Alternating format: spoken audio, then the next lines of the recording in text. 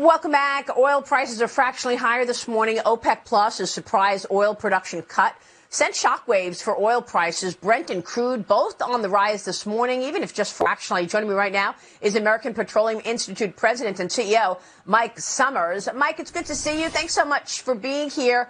What's your take on the supply-demand situation? We're looking at oil at around $80 a barrel. Of course, having traded up on these cuts from the Saudis.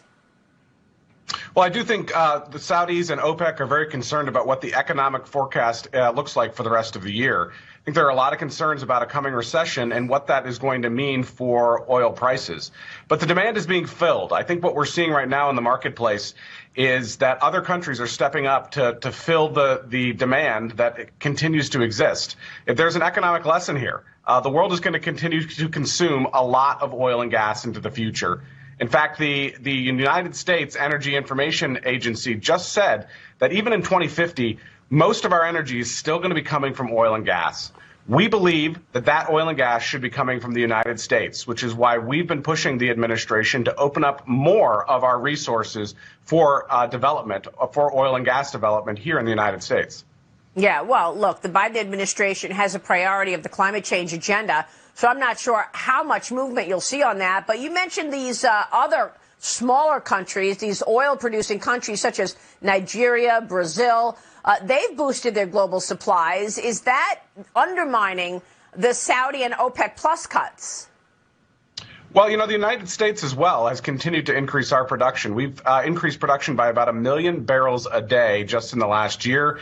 Again, EIA expects that number is going to continue to increase. I'll tell you what is really thwarting American production right now, though, is these continued policies that we continue to see out of the Biden administration, which is restricting American supply. But we're also dealing with some of the same issues that the rest of the economy is dealing with. We're having trouble finding workers right now during this period.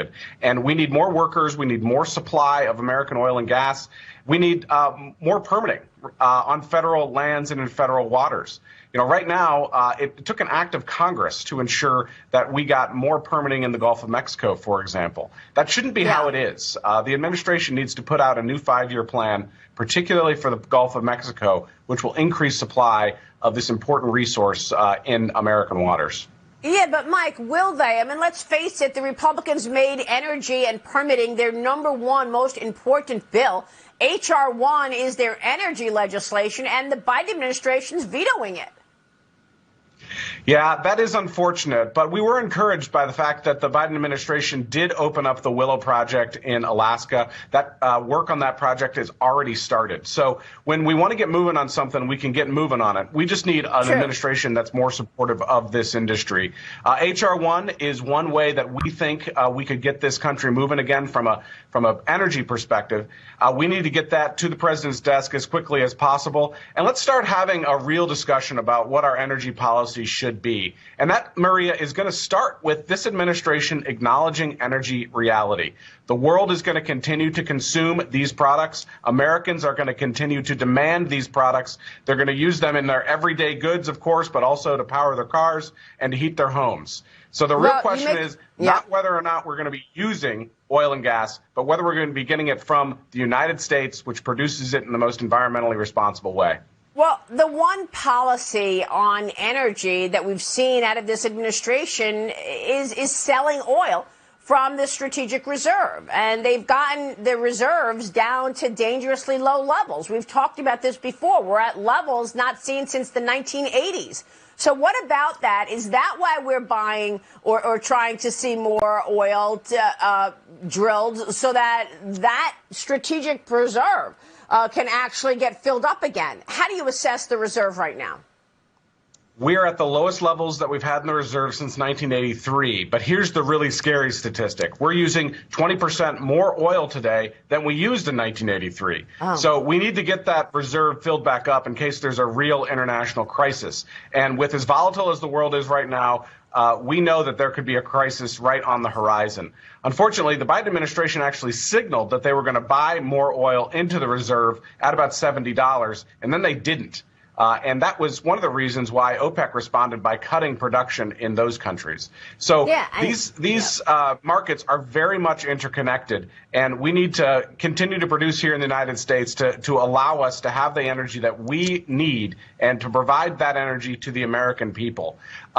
You know, one interesting statistic, Maria, is that China is actually, imports about 75% of their oil. We want them to be not to be dependent on the United States for these products and other countries. So, but if we're going to do that, we also need to make sure that we're producing here in the United States. Yeah, for sure. Well, a new report finds that President Biden's green energy push for electric vehicles could increase reliance on Chinese materials and endanger U.S. national security, Mike. So it's all connected here. With this climate change agenda, not only are we putting the U.S. at a disadvantage in terms of drilling, we're also giving all the business to China.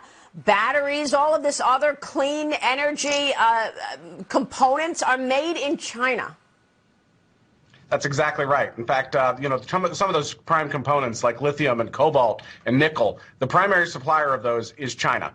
That's what you need to produce electric vehicles. We, of course, support efforts to lower emissions, but we cannot sacrifice American energy independence. And doing this the way that they're doing it, which is really just to focus on tailpipe emissions rather than the emissions that actually exist when you create a vehicle from the very beginning.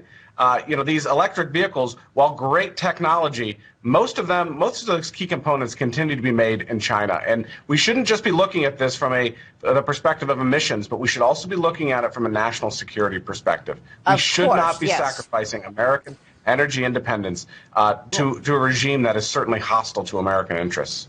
One of the most important national security risks. Mike, it's great to get your take. Thanks so much.